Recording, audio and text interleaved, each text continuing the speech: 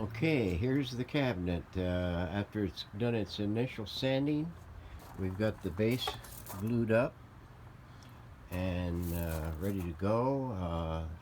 She's getting real close to the stage of getting the inside wiped and getting it finish coated with the color. I did have uh, some issues with the well, you can't see it right now with that, with all that plastic in the way, but down that edge there was a little curl like what was down the edge of the speaker side. um, a little separation right at the beginning. It wasn't coming loose to any degree, but it was starting to curl a little bit right at the edge, so I had to clamp it up and get it glued in. But other than that, this thing here is just about ready for the next level of stuff. We're going to go ahead and let that cure up, and then we will wipe down the interior of the thing. We'll tape off all the openings so we don't get any overspray come back and get on the finished veneer. So stand by and we'll get to that in the future. Okay, the chassis is done, I think. No, I'm pretty sure it's done. We got this here finalized, hooked up. I decided to put those sleeves on that, red sleeves on those leads, hairline leads that come out of that compensating coil, so that way it'll be a flashbang to anybody that's messing around there that, hey, watch out. Got the trimmers in for the broadcast shortwave adjustments. Got the wave trap back in and connected in. You got the oscillator coil in with no damage. We put all this back in. We shoehorned everything in there and it just barely fit. Down in the bottom there, we got that cap still sandwiched in there nice and tight. I got the wires changed, in case anybody was wondering. Got everything else in the vicinity. And let's see, we got the transformer back in, and the leads connected to where they need to go. We've added a fuse in. We had to put it on the side there. Well, I probably didn't have to, but I put this thing in the cabinet, and then I measured the thickness of the back panel along with the wave magnet antenna, and it was tight. I thought, well, if that thing bumps, and I put it in the back here, and it bumps that wave magnet screen, I'm not going to want to modify that screen. I think I modified one of the earlier ones of these because of the fuse mounted in the back.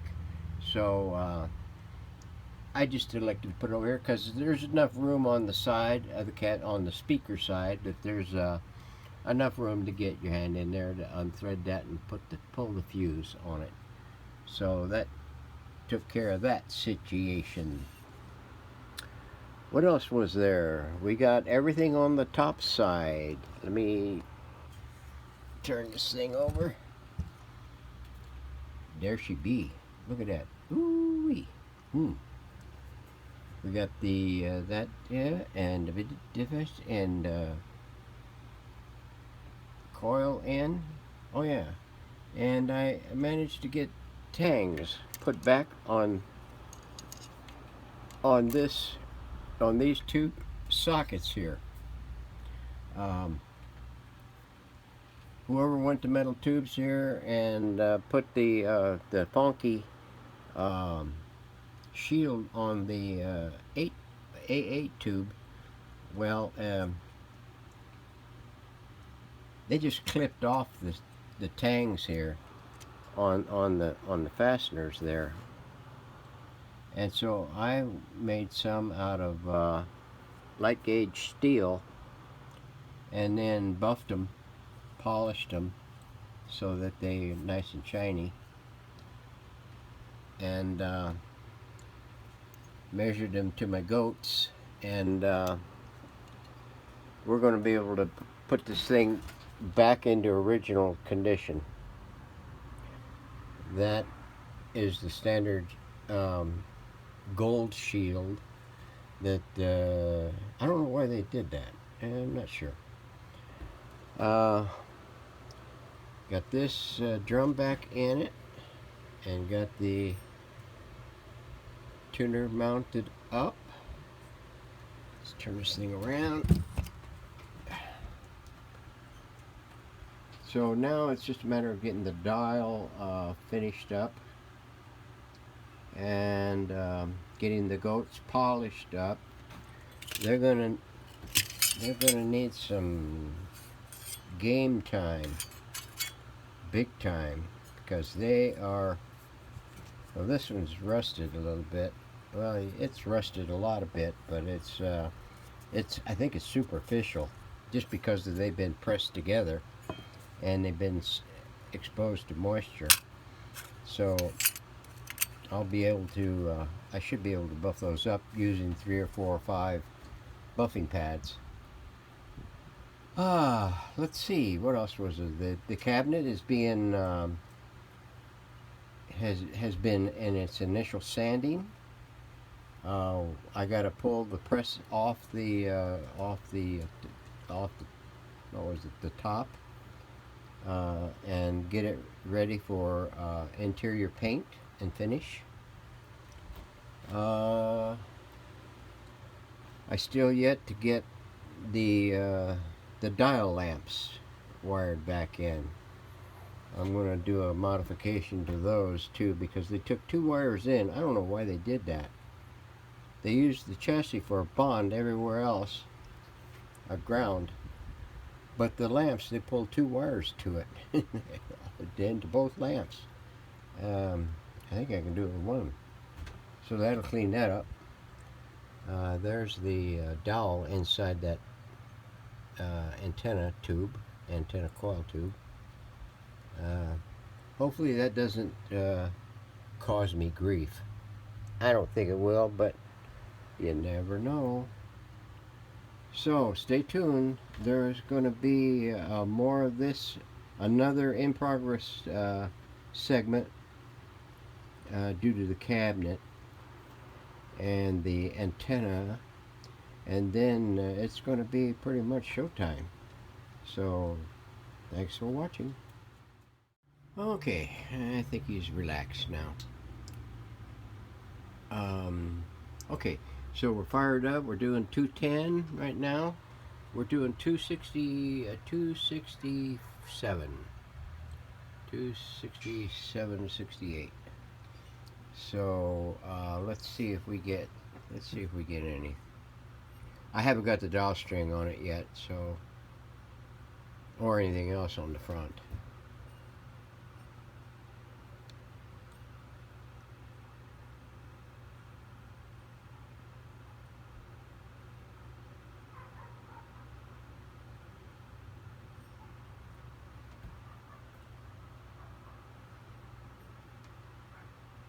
Yeah, we got lamps.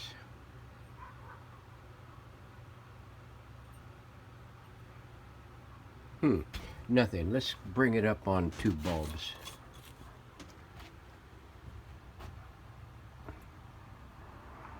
We got 220. 220.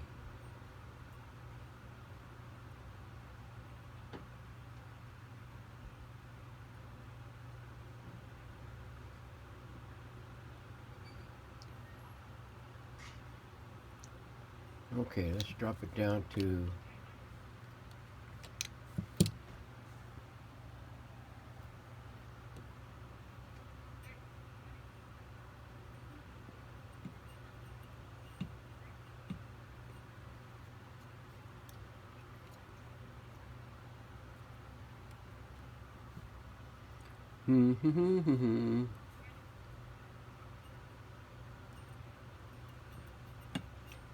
Nothing.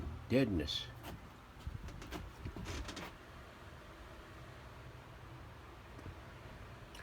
$2.20. Well,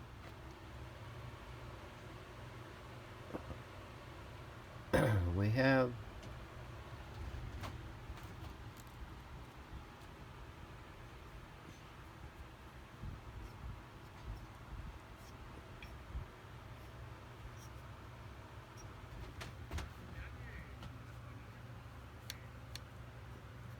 let's go down to broadcast.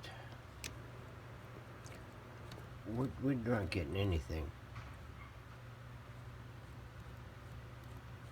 I should be getting chit noise through that thing.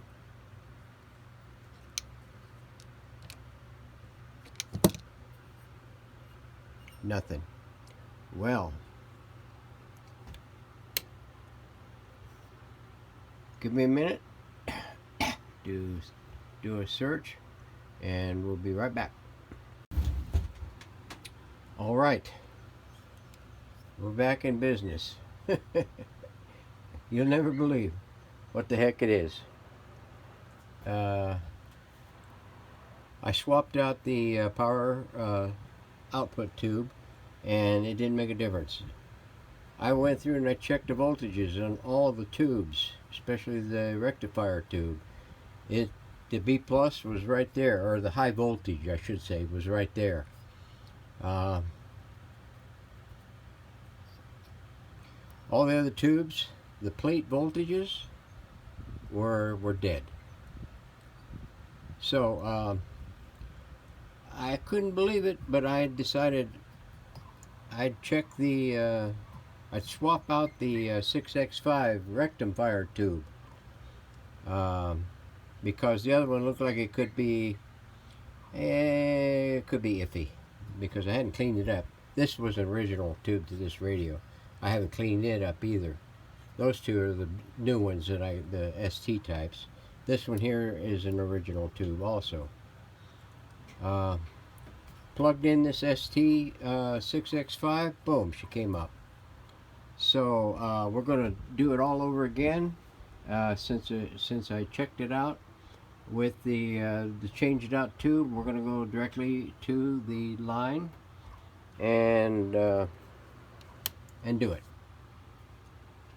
So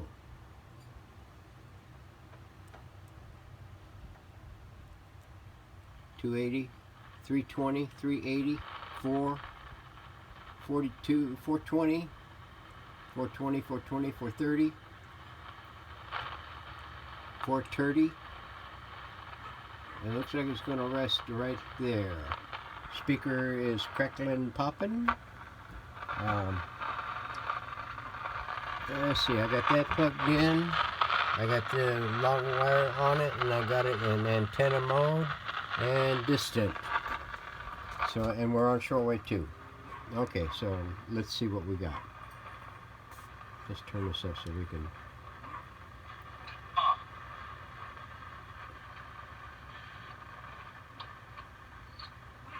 By the clear boards.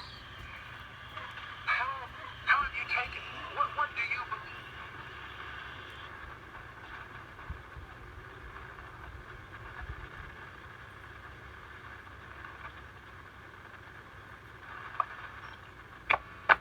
Speedway in Indianapolis, Indiana. By the end of 1941, when the United States entered World War II, the Crosby car factories had... That's a boomer. It's kind of hard to get the thing in the vernier mode without the dial string on it.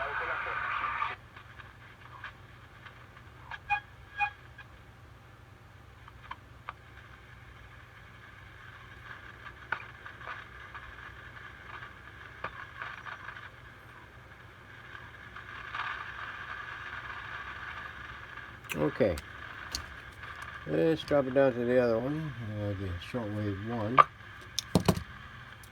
Come back the other way.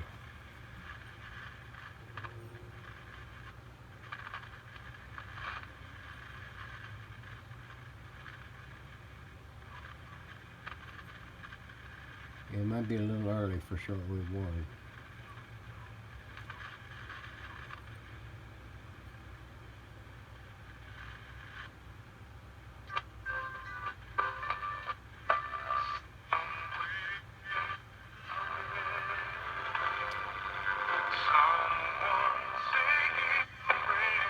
Needs an alignment. Bad. That's our local station at 1.6.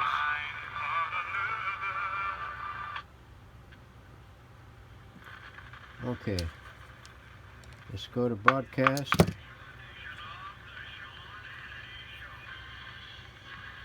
That's 55 out of Phoenix.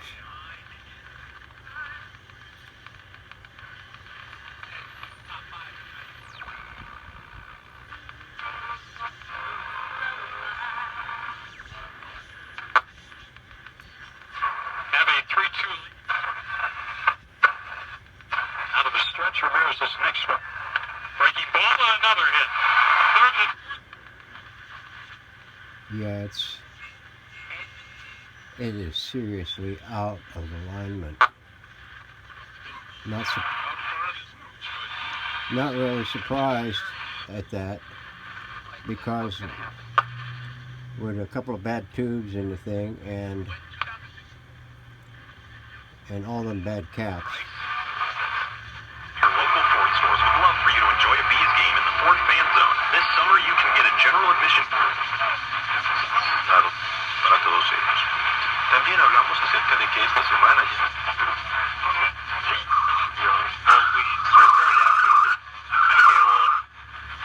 Predictable enough. With the battery.